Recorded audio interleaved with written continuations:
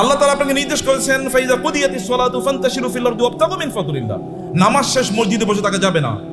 ওমর রাদিয়াল্লাহু তাআলার যুগে একদল যুবক নামাজের পর মসজিদে বসেছিলেন।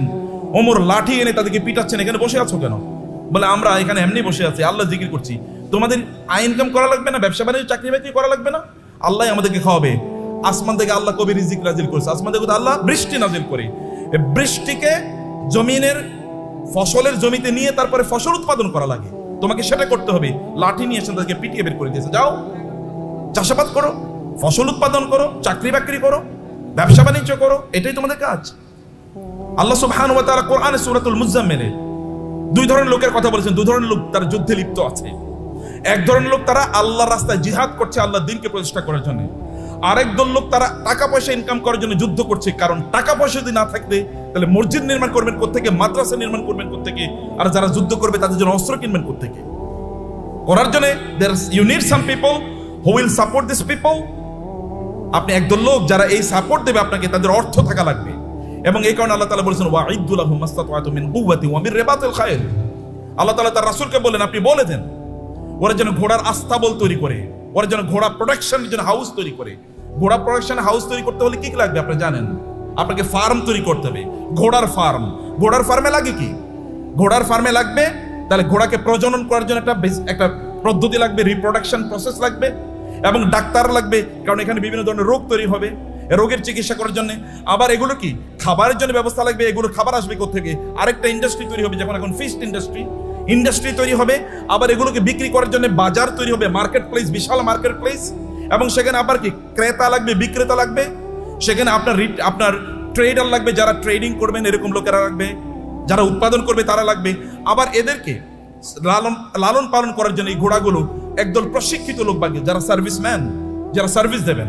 আবার এদেরকে মার্কেটে নিয়ে যাওয়ার জন্য একদল আপনার এজেন্ট লাগবে, অথবা আপনার যেমন এখানে এজেন্সি নিয়ে আপনার কাজ করছেন, এরকম আলাদা কিছু লোকেরা লাগবে যারা এগুলো নিয়ে যাবে এবং এগুলো তারা মার্কেট প্লেসে ব্যবহার করবে। ফলে আপনি যখনই আল্লাহ তাআলা বলেছেন যে আপনি ঘোড়ার আস্তাবল তৈরি করেন, ফার্ম তৈরি করেন, ফার্ম তৈরি করা মানে হচ্ছে বিশাল ইন্ডাস্ট্রি তৈরি করা। এবং এই ইন্ডাস্ট্রির কথা মুসলমানরা বুঝেছেন।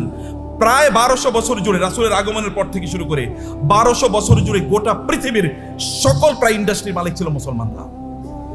অধিকাংশ ব্র্যান্ডের মালিক ছিল মুসলমানরা। কিন্তু আমরা যখন এই ব্র্যান্ড থেকে বের হয়ে গেলাম, যখন আমরা মনে করলাম আমরা ওই যে বৈরাগী জীবন যাপন করলাম, খ্রিস্টানদের মতো বৈরাগী জীবন যাপন করা শুরু করে দিলাম।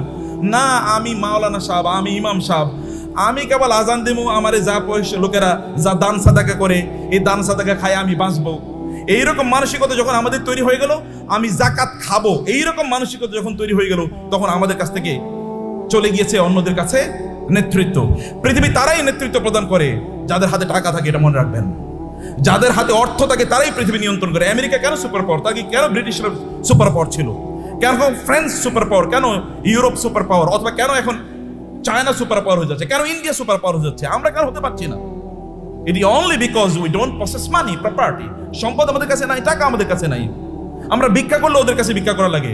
বাংলাদেশের উন্নয়নের জন্য টাকা আসে কোত্থেকে? আমেরিকা থেকে, ইউএস থেকে, অথবা ইউএসএইড দেবে, ইউএন দেবে, অথবা ওয়ার্ল্ড ব্যাংক দেবে ইত্যাদি। ওগুলো কি আমাদেরকে কি দেয়? সাদাকাই তো দেয়, জাকাত। মানে জাকাত হতে পারে তারা দেয় না, তারা সাদাকা দেয়, তারা চ্যারিটি করে, তারা দান করে আমাদেরকে। আর দান করা হাত, এই হাতই গোটা পৃথিবী নিয়ন্ত্রণ করবে। যে হাত দান গ্রহণ করে, এই হাত পৃথিবী কোনোদিন নিয়ন্ত্রণ করতে পারে না।